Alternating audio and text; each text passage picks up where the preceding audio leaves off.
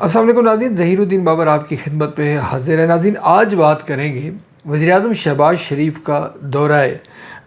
جو new York ہے، جس میں وہ اقوام متحدہ کی جو جنرل اسمبلی ہے اس سے وہ خطاب کریں گے اور سائیڈ لائن پہ ان کی ملاقاتیں بھی ہوں گی۔ اس دفعہ اس خطاب کی کیا اہمیت ہے، پاکستان اور سعودی عرب کے درمیان جو دفاعی معاہدہ ہوا ہے جو تاریخی ہے، اس کے کیا اثرات مرتب ہونے جا رہے ہیں، ٹرمپ کیا ری ایکشن دے سکتے ہیں، اسرائیلی وزیر اعظم جو اسمبلی سے خطاب میں اقوام متحدہ کی اسمبلی سے خطاب میں کیا پاکستان کو ہدف بنا سکتے ہیں، یہ ہم آپ کے سامنے تجزیہ پیش کریں گے۔ اگر آپ نے چینل سبسکرائب نہیں کیا تو آپ یہ چینل سبسکرائب کر سکتے ہیں، بیل آئیکن کو پریس کریں، دوست احباب کے ساتھ شیئر کریں۔ ناظرین، یقینی طور پر اس میں اب کوئی ابہام نہیں رہا، اگر آپ عالمی صورتحال یا کہ جو مشرق وسطیٰ کے جو حالات ہیں اس کے بارے میں تھوڑی سی بھی معلومات اگر آپ کے علم میں ہے تو آپ جانتے ہوں گے کہ یہ جو معاہدہ ہوا ہے اس نے براہ راست اسرائیل اور امریکہ کے مفادات کو ہٹ کیا ہے، اور ابھی بھی اطلاعات آ رہی ہیں کہ بارڈر کنارے پہ جو مصر ہے وہ بھی اپنی فوجیں تعینات کر رہا ہے، اور اس نے کھل کر اظہار کیا ہے کہ جو غزہ میں بربریت اور ظلم جاری ہے اسرائیل کی جانب سے، اس کے جو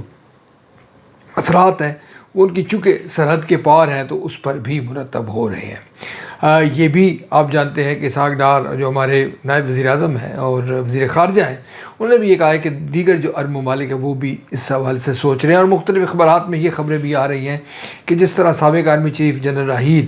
سعودی عرب میں موجود ہے اور ایک آلریڈی اتحاد موجود ہے پاکستان کی نیٹو کی طرز پر، کیا اس کو فعال کیا جا سکتا ہے، اور کیا یہ جو سعودی عرب پاکستان کے درمیان جو معاہدہ ہے، یہ جو یو اے ای ہے، دیگر عرب ممالک بھی اس میں شامل ہو سکتے ہیں۔ اب یہ وہ پس منظر ہے جس میں اقوام متحدہ کی جو جنرل اسمبلی کا جو اجلاس ہو رہا ہے اور جس میں وزیر شہباز شریف خطاب کریں گے۔ آپ کو یاد ہوگا کہ جب گزشتہ خطاب ہوا تھا تو اس میں شہباز شریف ہمارے وزیر اعظم جو ہیں وہ نیتن یاہو کی جو تقریر ہوئی تھی تو وہ اٹھ کے چلے گئے تھے احتجاجاً۔ اس بار بھی ایسا ممکن ہے، اور جیسے میں نے ذکر کیا اپنے ابتدائیے میں کہ نیتن یاہو اس معاہدے کو لے کے کوئی بات کر سکتا ہے۔ یہ بھی آپ یاد رکھیں کہ آج جو ہے آسٹریلیا، برطانیہ اور دیگر یورپی ممالک نے فلسطین کو ایک آزاد ریاست کے طور پر تسلیم کیا ہے۔ انہوں نے کہا ہے کہ 2 ریاستی حل مشرق وسطیٰ میں جو ہے وہ عمل لا سکتا ہے، اس پر بھی گفتگو ہو سکتی ہے۔ تو یہ جو تمام اس کا پس منظر ہے، اس میں شہباز شریف صاحب کی جو تقریر ہے وہ بھی اہمیت کی حامل ہے، اور خود جو محمد بن سلمان ہے وہ بھی وہاں پر موجود ہوں گے، اور جو وزیر اعظم نیتن یاہو اسرائیل کے وہ بھی وہاں پر موجود ہوں گے۔ اطلاعات یہ بھی ہیں کہ صدر ٹرمپ کے ساتھ بھی شہباز شریف کی ملاقات ہو سکتی ہے، اور عین ممکن ہے کہ صدر ٹرمپ جو جس طرح سے ان کا مزاج ہے اور جس طرح کی ان کی شخصیت ہے وہ اس حوالے سے کوئی ری ایکشن دے کہ امریکہ پاکستان اور سعودی عرب کے درمیان جو معاہدہ ہے اس کو کس طرح سے دیکھ رہا ہے۔ اسی طرح اسرائیلی جو وزیر اعظم ہے وہ بھی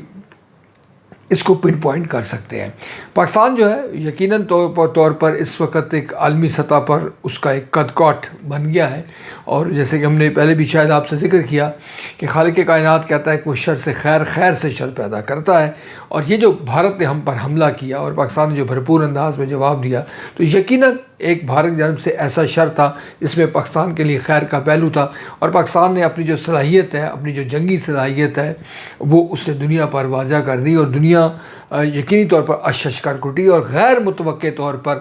دنیا نے یہ سمجھ لیا کہ پاکستان نہ صرف اپنا دفاع بھرپور انداز میں، اپنے سے کئی گنا بڑی معیشت کے حامل جو بھارت ہے، کئی گنا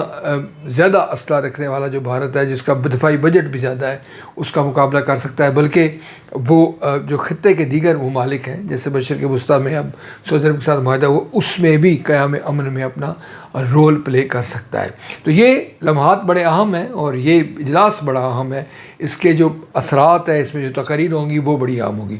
شہباز شریف صاحب کے ساتھ 60 رکنی کوئی وفد ہے یہ بتایا گیا ہے، اور اس میں جو ان کے صاحبزادے ہیں سلمان شہباز بھی ہیں۔ کچھ لوگ معترض ہیں کہ سلمان شہباز اپنی بیوی بچوں کے ساتھ نہیں جانا چاہیے تھا، کیونکہ یہ ایک سرکاری ٹرپ ہے، اور جو سرکاری ٹرپ ہے اس میں ایسی اس قسم کے جو معاملات ہیں وہ نہیں ہونے چاہیے تھے۔ اتنا بڑا وفد بھی لوگ اس پر بھی جو ہے وہ اعتراضات اٹھا رہے ہیں کہ اتنا بڑا وفد بھی لے کر نہیں جانا چاہیے۔ یقیناً ان اعتراضات کو حکومت کو بالخصوص جو ہماری وفاقی حکومت ہے، وزیر اعظم صاحب ہیں، ان کو اس حوالے سے سوچ و بچار کرنی چاہیے۔ مگر جو